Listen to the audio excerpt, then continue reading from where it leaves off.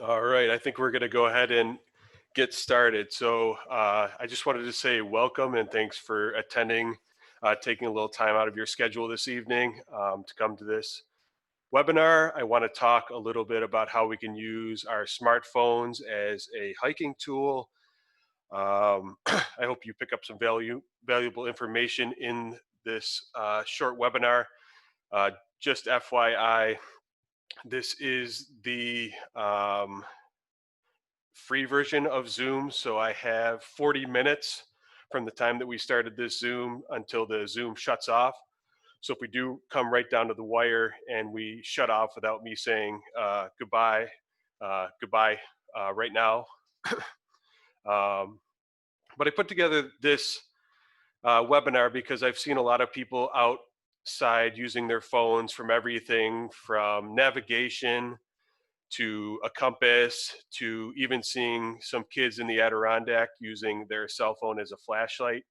Spoiler alert, that's not going to be your best option for a flashlight, but um, your smartphone can definitely play a huge part in your outdoor experience. And just wanted to show you some apps that I really like. And if we want to share towards the end, if you have some apps that you like, please feel free to share. There's also some key considerations that we want to be aware of before we take our phone out into the outdoors. So, real quick, just a little bit about me. My name is Pat. I live in Rochester with my family. I work in IT, that's my full time job. But my passion is being outdoors and sharing the outdoors with others. I'm active in hiking, biking, paddling, camping, disc golf, and pretty much anything else that's outdoors. I'm interested in at least trying. Survival of the Fitness is a side project that I've created to help share my passion with other people, get them outdoors, get some beginners out there, um, grow people's skills, and just generally inspire people to get outside as much as they can. Real quick, couple pictures of me here. The one on the left is going to be me on Mount Rainier. That is, I believe, Camp Muir, around 10,000 feet. In the middle, obviously, Mount Washington Summit. Uh, and also, I believe the right one is also in the presidential range after climbing Mount Washington. So this presentation is going to feature some great apps for both Android and Apple devices. And definitely this list will not be exhaustive, but it's going to include some of my favorite and most useful apps and some information about them. Again, like I said, I'm going to show some of my favorites, but there are other variants of very similar apps that you may, prefer over what I'm using. But um, we don't really have a way to take a poll here, but does anybody want to just kind of give a shout out of what kind of device they have, Apple or Android? If you're shy, you don't have to.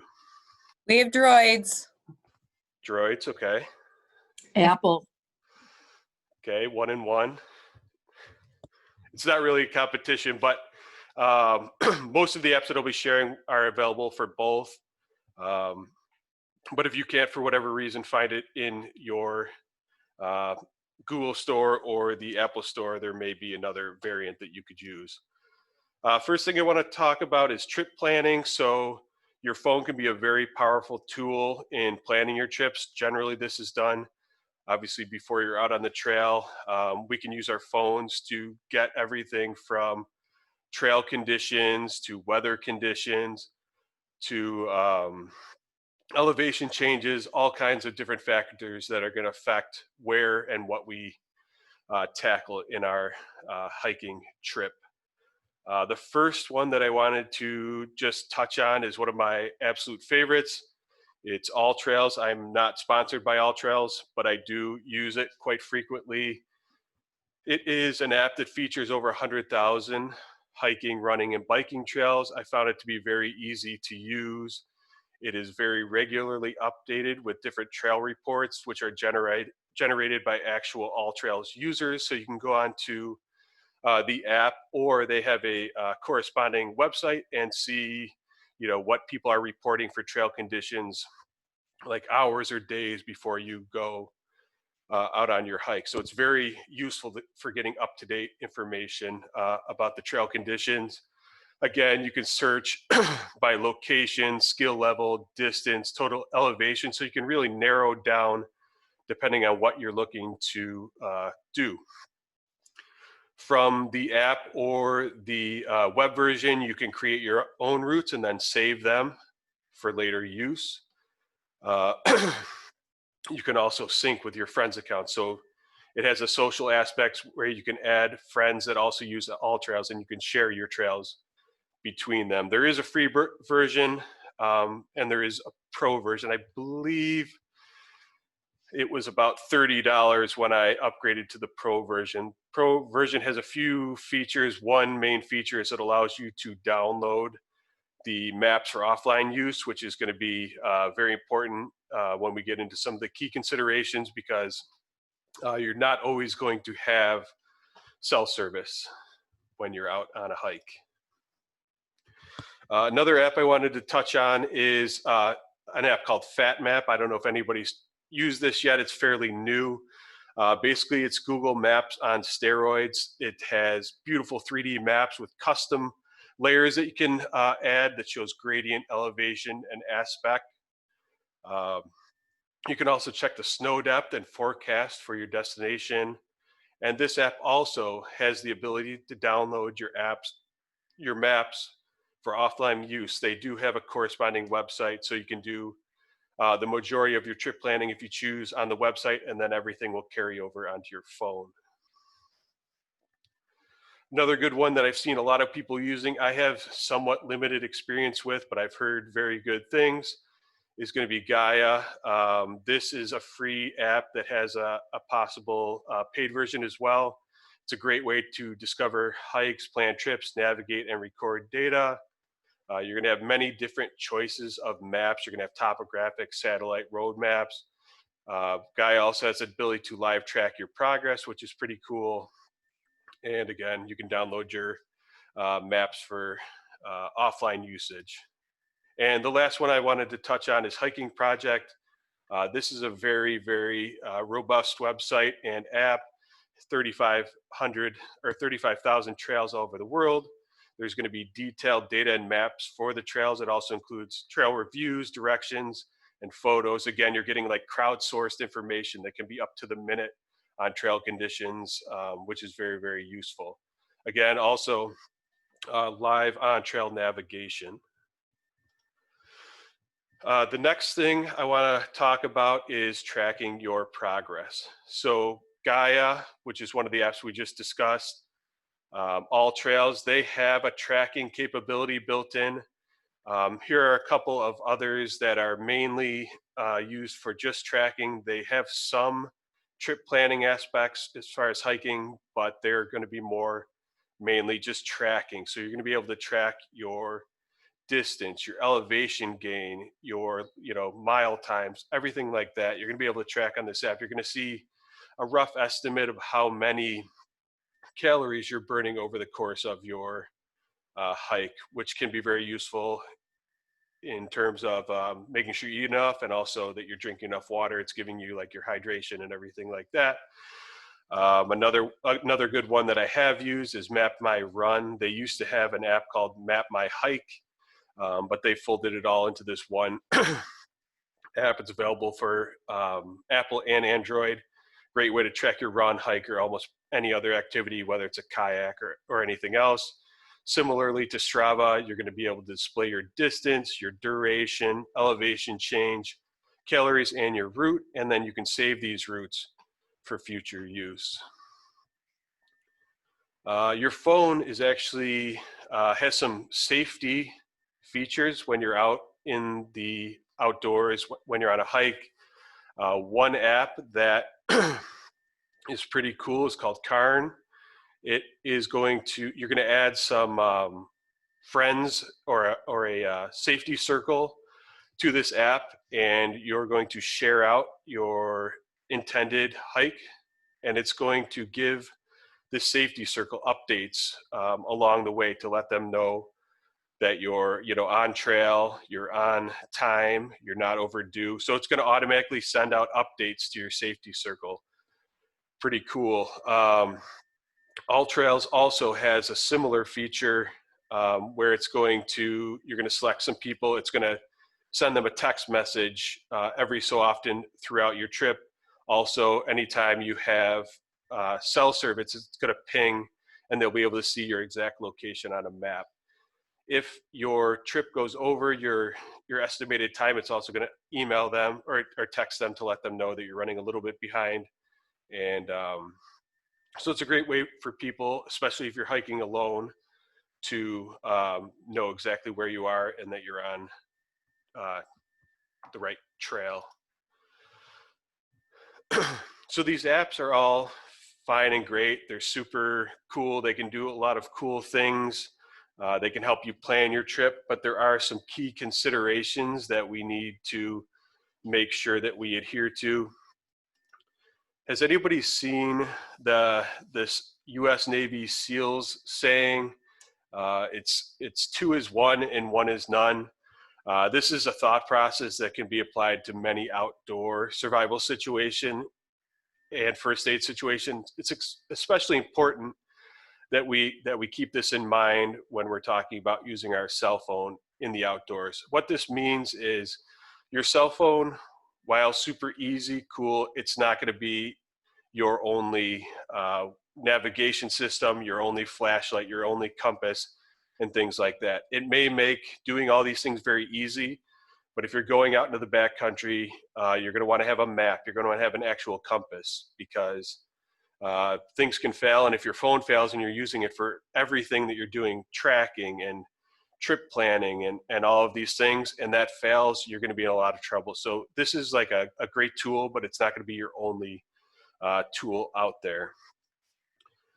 One of the main considerations is some phones, for one, have fixed batteries like iPhones. So on some Android devices, if a battery dies, you can pop in a brand new battery, boom, you're good to go. iPhone, you don't have that luxury. You're stuck with the battery that's in the phone. There are some options that can help with that, including battery case, which if you look on the bottom left, this is a Mophie Juice Pack Air, I believe it is. I actually have this for my phone, an iPhone, and it's a battery built into a case, which is great. So it basically doubles your battery life on your iPhone, which can be very useful. In the middle picture is going to be a battery backup. So this is going to be able to hook into your phone using a USB cable and recharge your battery on your phone. And then on the right would be a solar charger. I haven't had great luck with the solar chargers, but I have heard that they've gotten better and actually are capable of charging your phone, but also storing a charge within itself. So, if you want to charge your phone at night after you're done hiking, a solar charger could be a good option. Now, I don't know if you guys have ever hiked in the winter and left your phone in, say, your cargo pocket in your pants or maybe an outer pocket in a jacket. If you're below freezing, your battery on your phone is going to get zapped in a matter of minutes sometimes. So that's definitely a key consideration. You want to make sure you have enough juice for what you think you're going to be doing and also factor in the temperature extremes. What I will do is put my phone in an inside pocket if I have a jacket, which keeps it closer to my body, which keeps it warmer. And I've had pretty good success keeping the battery, holding a charge decently. On the other end of the spectrum as well, if you're in extreme heat, same sort of thing's going to happen. If you've ever left a phone out on a table in the sun, it can drain the battery very, very quickly. The phone will overheat and you may not be able to use it for a little while. So that's one of the main things that we want to consider when we're going out there. Again, cell service is another consideration. We can never assume that we're going to have cell service when we're out in nature, especially if you're in some more remote area, say the Adirondacks, Catskills, or even areas, in Western New York that are a little more remote. We can't guarantee that you're going to have cell service. You may have GPS, but a lot of these apps are going to give you a dot that's going to be overlaid over a map.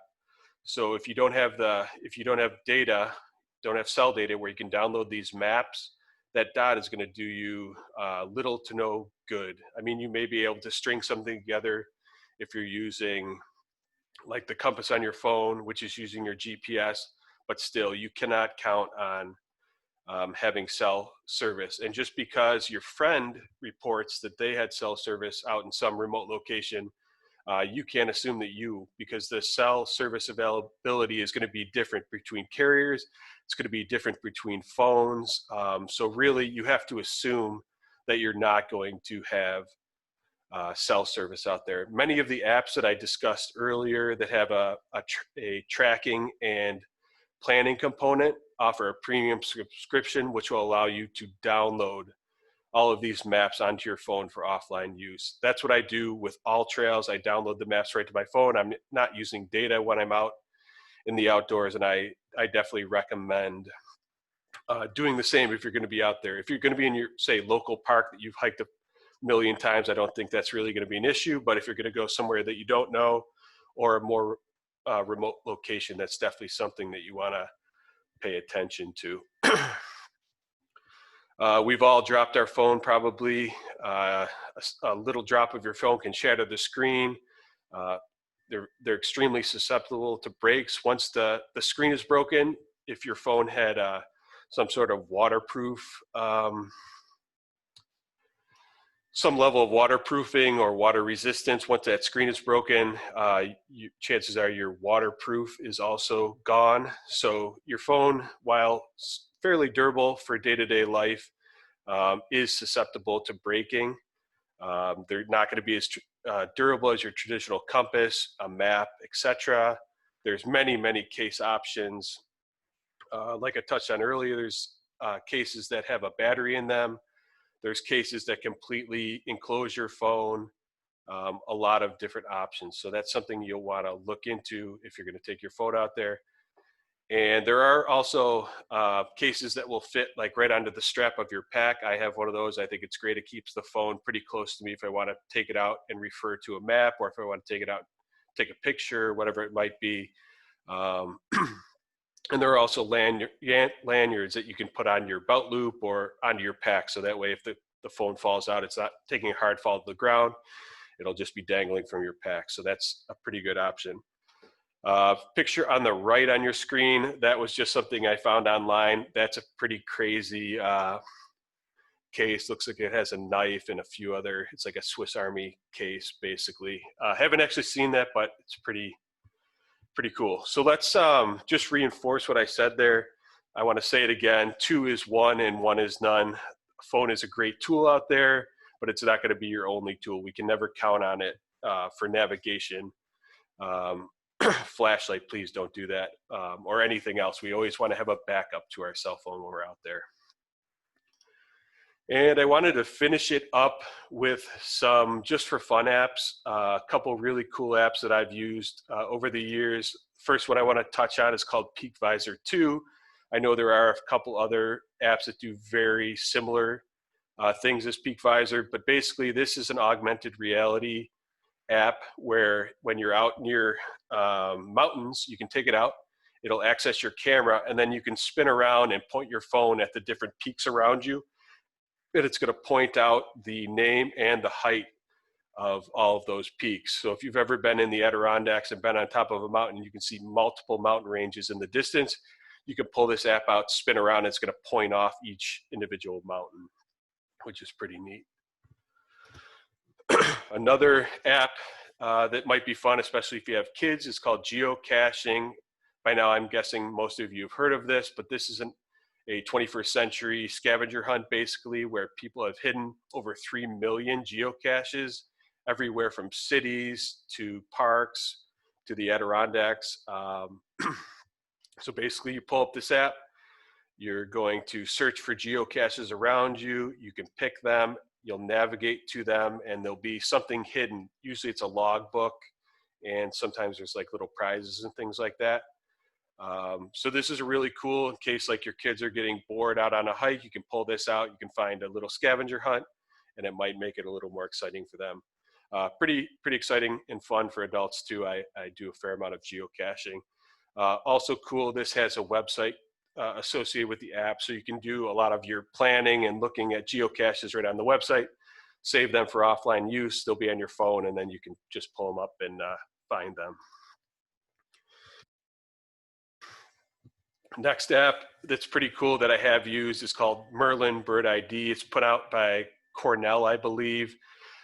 There's hundreds and hundreds of thousands of birds that have been identified by Cornell and users of this app.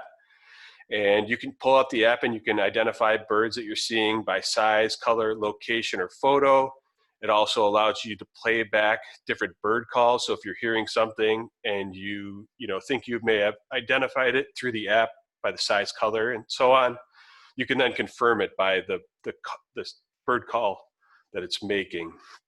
And then you can save these birds you've identified to a list and track them for future use. And last one is another augmented reality app that I love. It's super cool. It's called Starwalk 2. You can pull this app out. It's going to access your camera again and then spin around at the night sky, and it's going to show you planets. It's going to show you constellations. It's going to show you satellites that are going overhead. It's great. I mean, I'll pull that out even when I'm not out hiking or camping and just see like what's above us. So it'll actually draw the different constellations for you and piece together the different stars that make up that constellation. You can also use it during the daytime. I've never really done that. It's more like a nighttime thing. When I have a few people, we want to identify what's up in the sky, but definitely a cool app. I definitely recommend checking that out. So I've been talking for about 24 minutes, so we have about 15 minutes left before I abruptly sign off here because my Zoom ends. But does anybody have any questions, or does anybody want to share like apps that you've used that you like that others might find interesting or useful?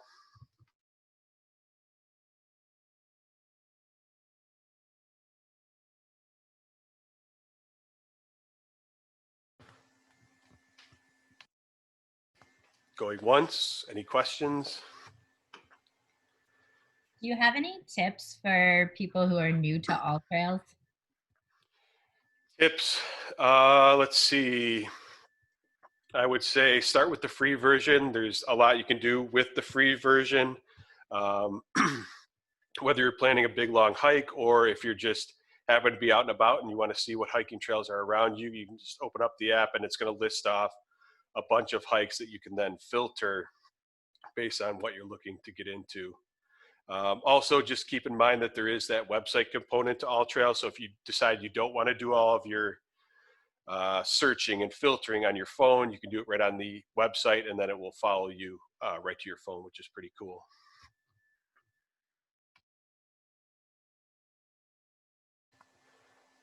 Anybody else have any questions or anything they want to share?